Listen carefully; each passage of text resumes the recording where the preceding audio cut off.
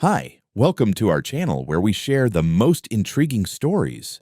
When a lone farmer in South Dakota finds a mysterious lien taped to his century-old barn, he uncovers a chilling scheme. A powerful HOA is trying to steal his land, one forged document at a time, but they picked the wrong man to mess with. This is war, and it's personal. It was one of those South Dakota mornings when the air carried the smell of cold metal and wet soil, and everything felt solid, old, and unchangeable. I was halfway through tightening a hinge on the east barn door when I saw it, a flash of white against the faded cedar siding of the old farmhouse. The building had stood there since 1914, back when my great-grandfather still milked cows by hand and thought electricity was a rumor. These days, the house served as my office and tool shop. Nobody lived in it, but it was the heart of this place. The same bricks, the same porch, the same view across the corn rows that my family had looked at for over a century. And now, someone had taped an envelope right to its wall. It wasn't a flyer or a tax notice. The paper inside was printed on official letterhead with the golden seal of something called Springwood Acres Homeowners Association. The words hit me like a slap. Notice of property lien. According to them, my historic dwelling was subject to architectural regulations and unpaid community dues totaling $11,700. Failure to pay would result in further enforcement measures, including foreclosure. I reread it twice, certain I was missing something obvious. My farm wasn't part of any homeowners association. The nearest HOA was that soulless development half a mile down the road. A cluster of beige boxes with matching mailboxes and over-fertilized lawns. My land had been private since 1914. The notice claimed me heritage structure was now included in a protected cultural perimeter because it was visually integrated into the historic aesthetic of Springwood Acres. In short, they thought my farmhouse looked too good next to their prefabs, so they decided it was theirs. The document even had an attachment, a signed Architectural Integration Act, stamped by some HOA committee. My name wasn't anywhere on it. No signature, no consent. Just an assertion that the property now enhanced the collective identity of Springwood Acres. I felt my jaw tighten. The old cedar door beside me creaked in sympathy. Or maybe it was laughing at how ridiculous this was. I drove my truck up the lane and parked by the mailbox just to make sure I wasn't losing my mind. The property marker still read Bowden Farm, established 1914. The county sign still listed it as unincorporated. I checked my records, the deed, even the tax parcel ID, all clean. Then I pulled out my phone and went to the county property map website. And that's when my stomach dropped. The digital map had been updated. My farm was still listed as agricultural land, except for a small, crooked corner around the old farmhouse. That corner was now colored pastel yellow, labeled Springwood Acres, Zone C. Someone had actually redrawn the boundary lines to carve out that piece of my property. It looked almost surgical. At first, I thought it was some bureaucratic glitch, maybe a misfiled overlay. Then I noticed the revision date, 3 weeks ago, and the filer's name in small print at the bottom, Karen Shaw, President, Springwood Acres HOA. I had never met her in person, but everyone around here knew the legend. The woman who once tried to fine a farmer for parking a combine too close to her subdivision fence. I called the number on the notice before the blood had a chance to settle back in my head. After a few rings, a voice came through. Crisp, smug, rehearsed. Springwood Acres Association, this is Karen. This is Travis Bowden, I said. You taped a lien notice on my farmhouse. There's got to be some mistake. Oh, Mr. Bowden, she said, like she'd been waiting for this call. I was hoping you'd get that. Yes, your historic home is now part of our community's heritage perimeter. Congratulations. It's such a meaningful contribution to our neighborhood's aesthetic continuity. Meaningful, I repeated. Lady, that house has been standing since before your subdivision even existed. Karen chuckled softly, the way someone might laugh at a child's bad math. Exactly. That's why it's so valuable to our cultural landscape. You should be proud to be included. Included? My voice sharpened. You don't get to include my property in anything without permission. Well, she said, her tone flattening into that bureaucratic sweetness that always hides a blade. The board followed all due process. You were given the opportunity to object. Where? She hesitated a beat. At the address listed in county records, of course. I closed my eyes. The old farmhouse address, the one nobody had used since the 1980s. She knew exactly what she'd done. "Karen," I said, my voice low, "you're going to take that lien off my property by tomorrow morning, or we're going to have a very public problem." "Oh, Mr. Bowden," she sighed. "I'm afraid that's not how community governance works." The line went dead. I stood there for a long minute, staring at the faded clapboards of that old house. My great-grandfather had built it with his hands. My father had replaced the windows after a tornado tore through in '64, and now some HOA president with a clipboard thought she could stick a label on it and call it hers. I tucked the notice into my jacket, took one more look at the place, and decided I wasn't waiting for anyone's permission to fight back. The next morning, I was in my truck by 7, driving straight to the county land records office with a thermos of coffee and a folder full of documents that hadn't seen daylight in years. If there was even a shred of sense left in this place, I'd walk in, show my deed, and have that HOA nonsense erased like a bad dream. But nothing about this smelled like a dream. It smelled like a setup. The county administration building sat 3 towns over in a brick block built sometime during the Cold War and never updated. The Land Records Division was tucked behind the assessor's office, and I found myself facing a heavy-set clerk named Janice, who looked like she'd rather be stapling paper than dealing with anyone not named Bob from zoning. I laid out my parcel map, current deed, tax ID, historic registration form, and the HOA notice. "This lien isn't valid," I told her. "This house is not, and never has been, part of any homeowners association." She adjusted her glasses and gave me a tight-lipped nod before typing something with 2 fingers. "Well, Mr. Bowden, according to the most recent plat overlay, it looks like the corner section of your land, where this structure is located, has been administratively reclassified as falling under Springwood Acres zoning overlay, historical designation." "Administratively reclassified by who?" She turned her screen toward me and pointed at a digital record filed 23 days ago. "Boundary adjustment, parcel 119A, request by Springwood Acres HOA." The notes were short but devastating. "No objections received during notification period. Adjustment approved." "Notification," I said, my voice starting to rise. "I never got any notification." "Well," Janice said, flipping through the PDF attachments, "we sent the standard notice to the registered address tied to the original property listing. That would be 121 Farmstead Lane." My heart dropped. That was the address assigned to the old farmhouse, the one the county hadn't updated in decades. No one lived there. No one got mail there. Hell, I'd boarded the mailbox shut with a 2x4 6 years ago after kids started using it for fireworks. "You sent a single notice to a building that hasn't had a resident since the Reagan administration," I said. "And that counts as due process?" "I don't make the rules, sir," she said, not unkindly. "Legally, you were notified. Non-response is considered tacit approval under the community overlay statutes." I stared at her like she'd just told me I'd legally married a goat. "That's insane. There's no signature, no acknowledgement, just a fake silence on a ghost address." She hesitated. "I'll admit, it's rare, but not unheard of. Especially when HOAs target underused land. They usually pick structures close to their perimeter, historic ones especially. Visual integration, heritage conservation, all that garbage." I leaned forward. "I need every document involved in that change, every request, email, and rubber-stamped form. I want names." She clicked through some tabs and began printing. It took almost 10 minutes and sounded like a small jet engine warming up. When she finally handed me the stack, I thumbed through it until one line jumped out like a knife. "Prepared by K. Shaw, Architectural Review Board." There it was, Karen's signature. Below it, the approving signature of one Douglas Merritt, a name I vaguely remembered. He'd retired from the county planning department a few years back, but apparently he was still consulting. There were no meeting minutes, no public hearing records, no notices to neighboring properties, just a few internal memos and a claim that no objections had been received, which, of course, they hadn't, because I'd never been told. I left with the entire file jammed under my arm and a copy of the parcel map with the freshly drawn boundary lines circled in red. It was uncanny.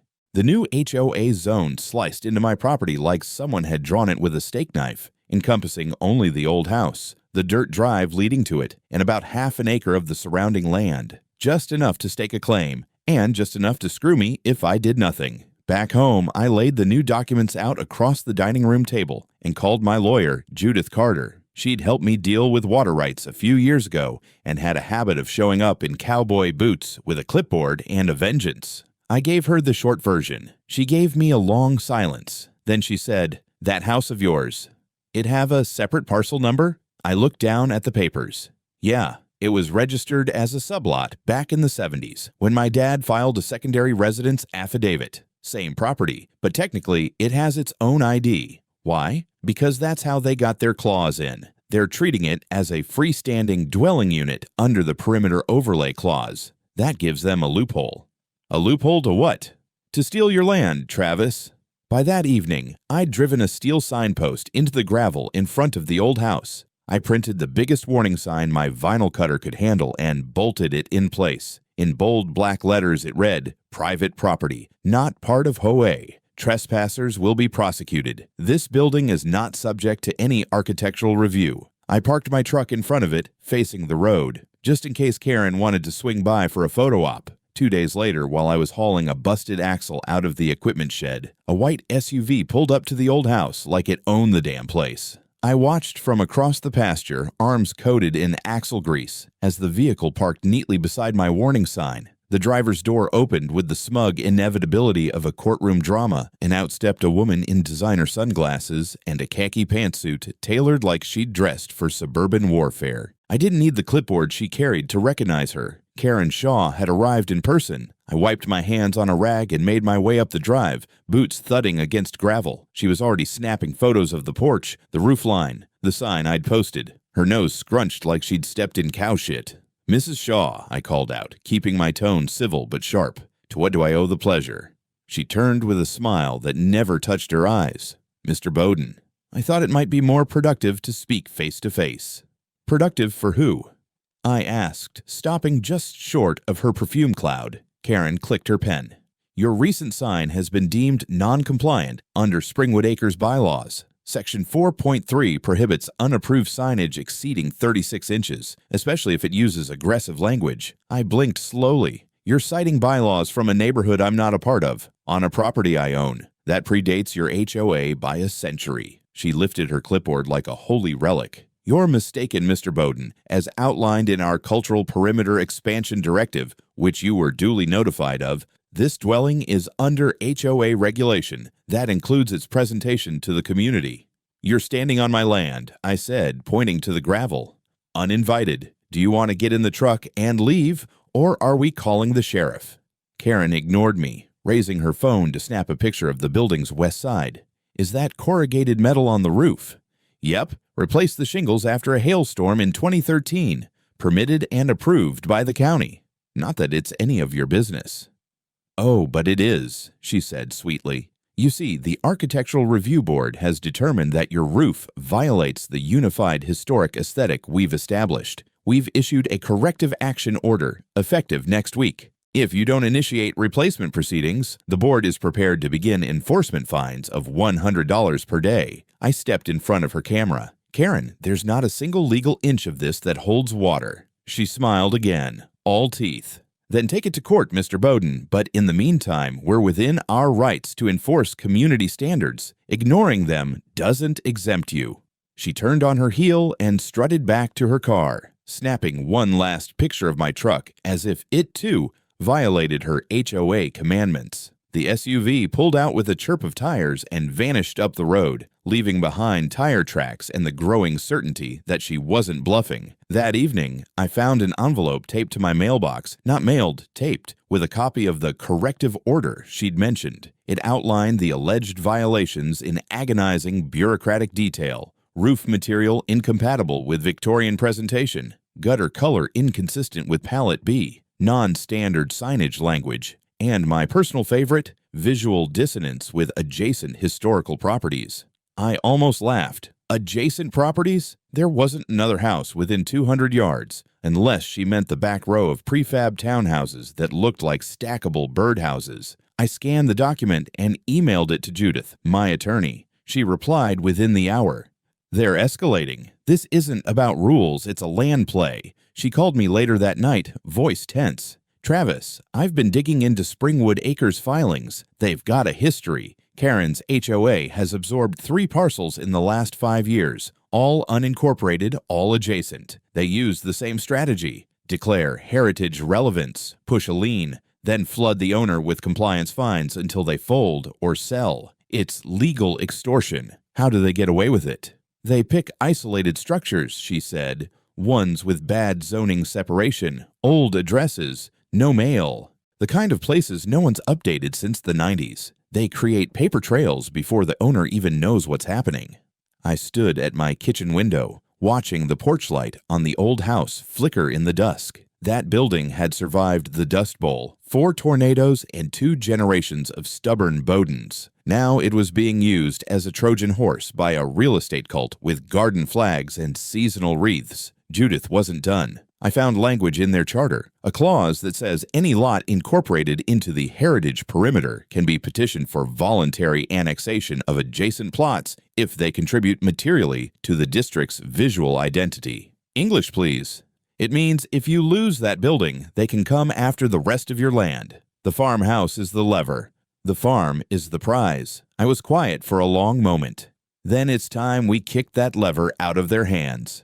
The lawsuit landed 3 days later, couriered by a man who looked too nervous for someone delivering paper. I opened the thick envelope right there on the porch, my hands already clenched before I saw the first page. Filed officially in Lincoln County Circuit Court, Springwood Acres Homeowners Association versus Travis A. Bowden. I scanned the allegations. Delinquent community dues in the amount of $11,700. Failure to comply with mandated architectural standards.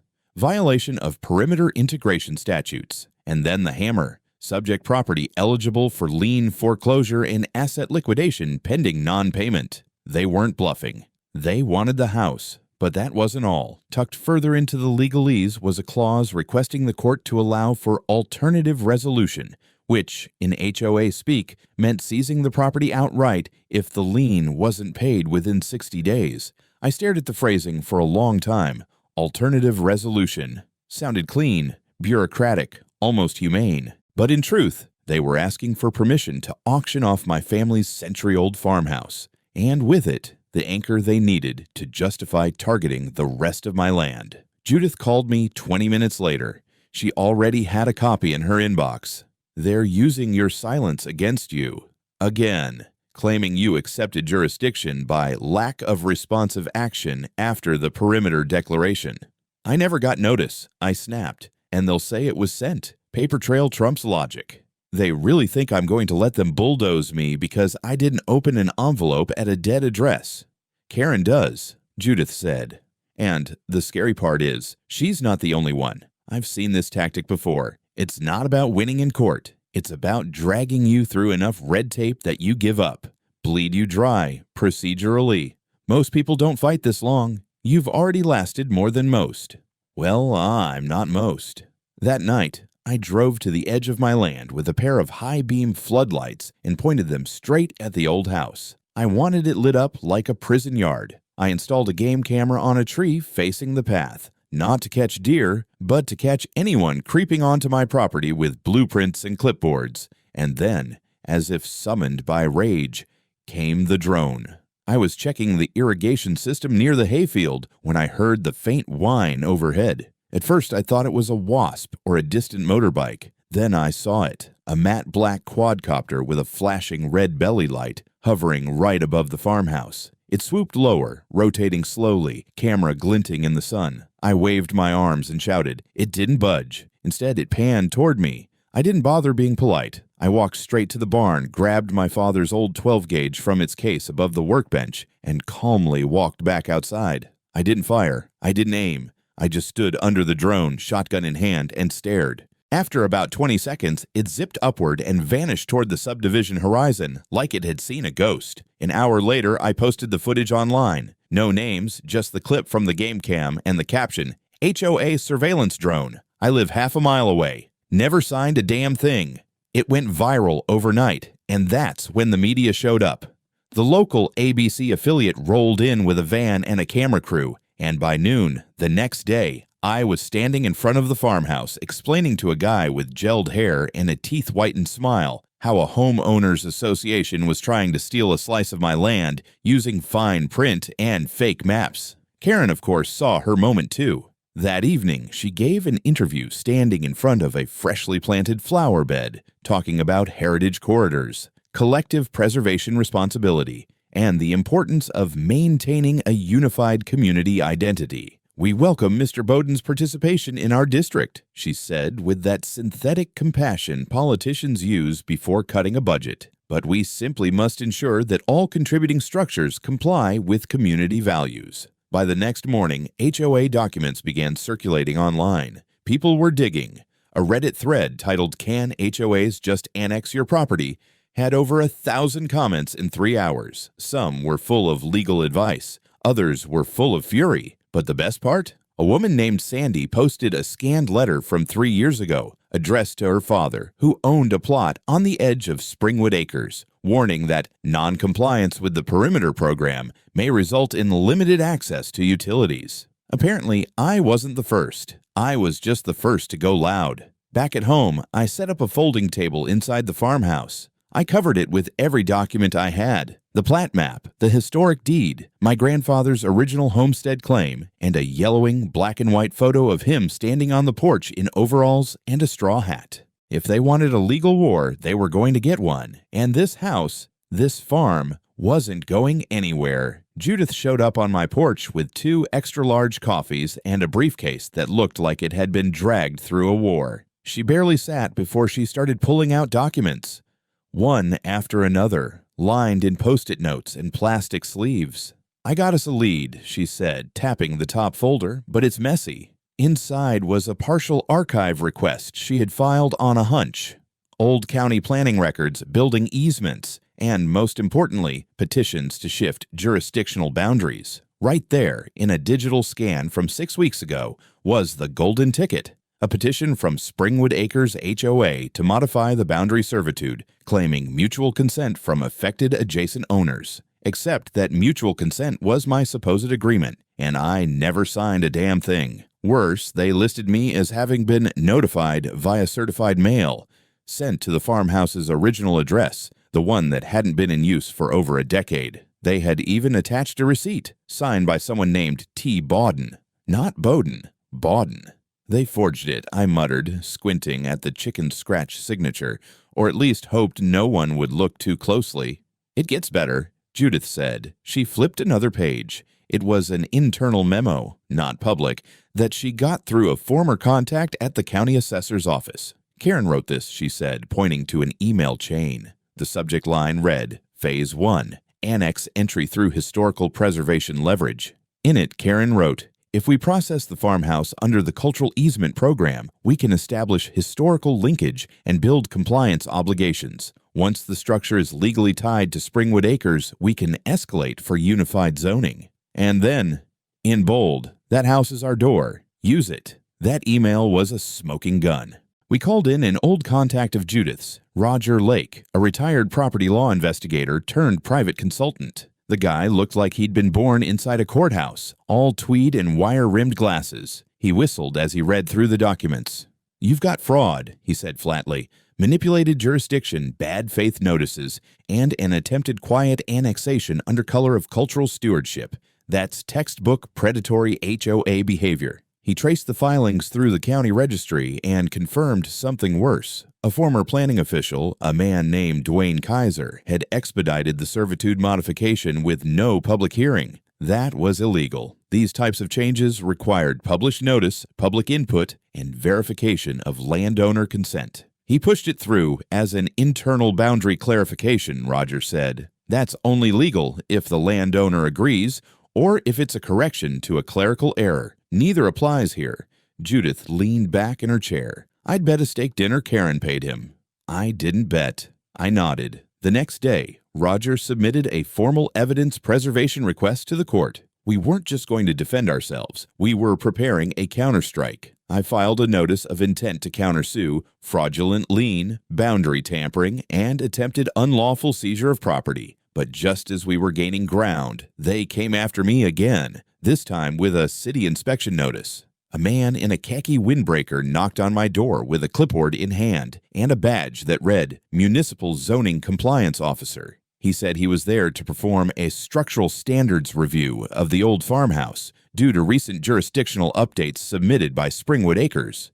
"I'm not in the HOA," I told him. "That's between you and them," he said. "I'm just following the service request."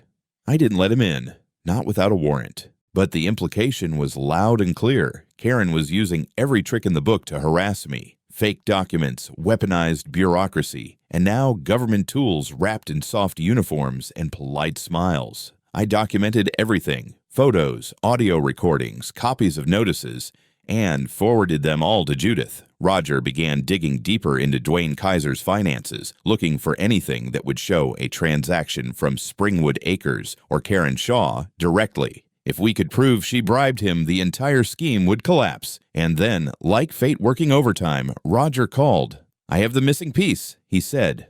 "Wire transfer, $2,000, labeled consulting fee, dated 3 days before the filing, deposited into a shell account in Kaiser's name." I felt a knot tighten in my stomach, but it was the kind that felt like momentum. We weren't just defending my farm anymore. We were pulling open a much bigger scandal. It wasn't just about one house. Karen and her HOA were running a coordinated land grab, and I had just found their blueprint. We filed suit on a gray Tuesday morning. Judith handled the paperwork with clinical precision, dropping it on the courthouse clerk's desk like it was just another Tuesday in hell. The counterclaim hit Springwood Acres HOA with everything we had: fraudulent lien, boundary manipulation, conspiracy to defraud a landowner, and abuse of public processes through bribery of a county official. The official defendant was the HOA, but the name Karen Shaw showed up more than once in the documentation. She was going to feel it personally. The moment the court processed our complaint, things started to shift. First came the call from a local journalist, then another. Someone had picked up the filing off the public docket and realized what kind of storm was about to brew. A rural heritage farm versus predatory HOA scandal. Front page gold. Karen, meanwhile, must have sensed the tide turning.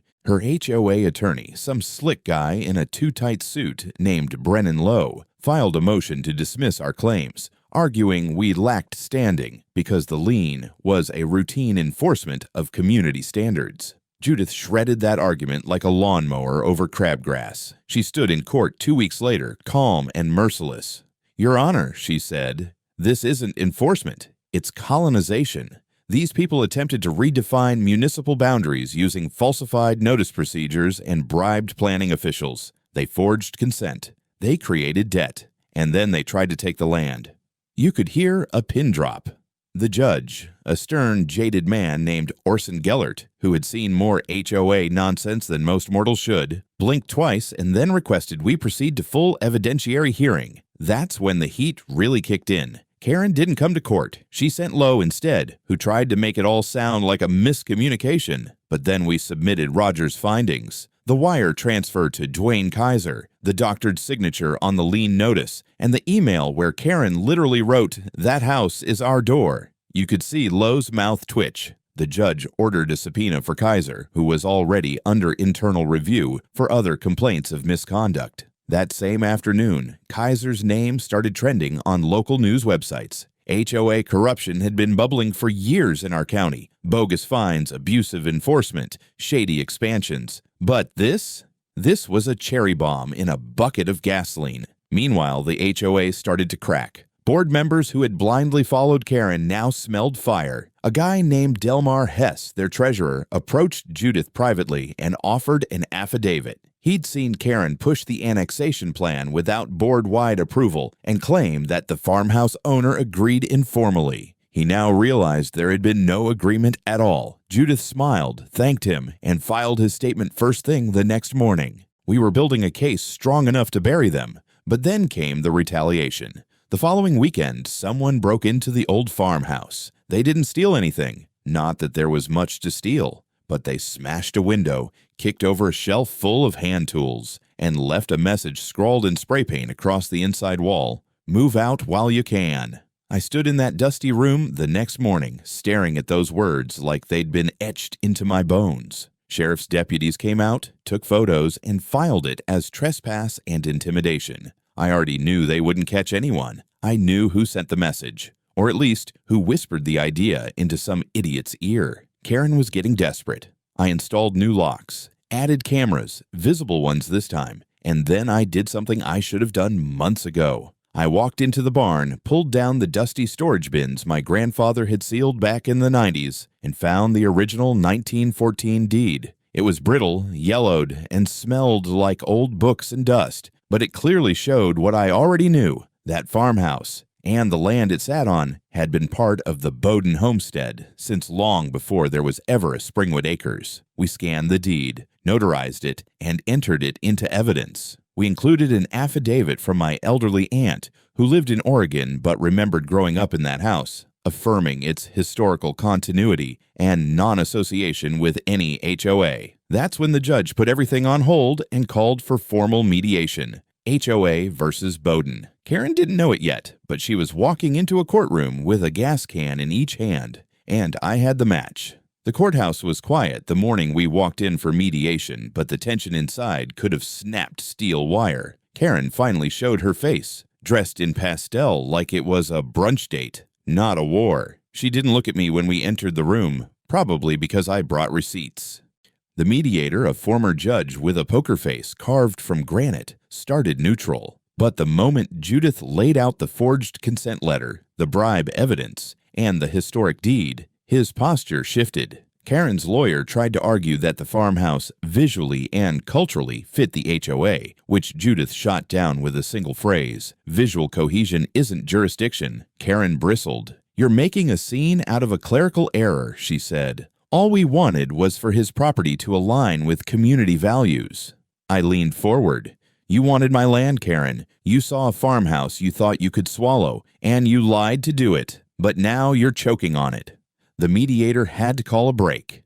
After lunch, the tide turned fully. We showed the affidavit from the HOA treasurer confirming that Karen never held a formal board vote for annexation. We presented drone photos proving the property was physically separated by a municipal utility corridor, making annexation illegal without a public easement petition. Karen went pale. Brennan Lowe, her attorney, asked for a private sidebar. 10 minutes later, he came back alone. "Ms. Shaw will not continue mediation," he announced. "We request a judicial ruling." The mediator shrugged. So be it. What followed over the next week moved fast. The judge reviewed every shred of evidence we submitted. He didn't just see negligence. He saw orchestration, the bribery, the boundary redrawing, the misuse of HOA legal processes, the intimidation. And when he read the email Karen wrote about using history to force integration, he stopped the hearing mid-sentence and ordered it admitted into the record under fraud. 3 days later, the ruling dropped. Lien nullified. HOA's claim to jurisdiction revoked. Karen Shaw referred to the county prosecutor for fraud and conspiracy. But that wasn't the end. The court awarded me damages, compensation for legal fees, distress, trespass, and attempted property seizure. $280,000. More than just a win. It was a message. I didn't smile in court, but I did when I got back to the farm, pulled into the gravel path behind the old farmhouse, and watched the sunset bleed across the fields. They thought this place was vulnerable. They thought old meant weak. They were wrong. 3 months passed.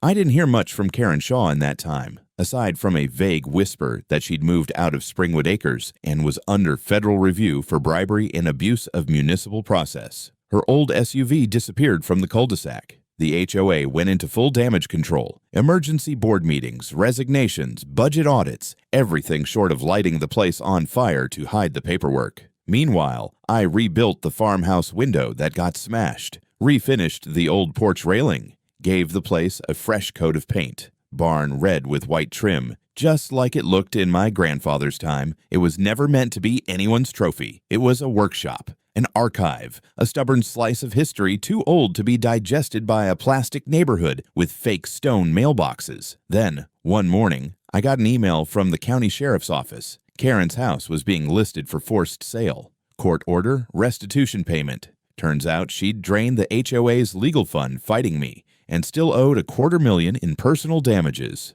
Her McMansion was on the auction block. I thought about ignoring it, but Judith called me and said, "You should take a look." A month later, through a third-party bidder, I bought the property for pennies on the dollar. Not out of spite. Well, maybe a little, but because it sat right on the edge of my farmland, and I had a better use for it. We tore down the privacy fence, removed the artificial turf, planted real grass, converted the backyard into a teaching garden for the local 4-H club, turned the kitchen into a training space for farm apprentices, rewired the garage as a tool shed. I even left a little sign near the front gate, made from reclaimed wood. It said, "This land is not governed by any HOA. This land is farm." Kids started calling it the Anti-Karen Farm. I didn't correct them. Some neighbors grumbled. A few even emailed me asking if I was going to join the HOA now that I technically owned a house inside Springwood Acres. I replied with 2 words, absolutely not. The best part, the farmhouse, the one that started this whole mess, is now registered as a protected heritage site. No HOA, no city planner, no bank-flavored activist is ever going to try annexing it again. It stands where it always did. A quiet witness to every bad idea that tried to erase it. Sometimes I sit on the porch at sunset and just listen to the wind. No fake rules, no patrol cars, just the creak of old boards and the rustle of cornfields. I've got land, I've got peace. And now I've got proof that no matter how hard they try, these people can't outmaneuver a man who knows how to fight for his dirt.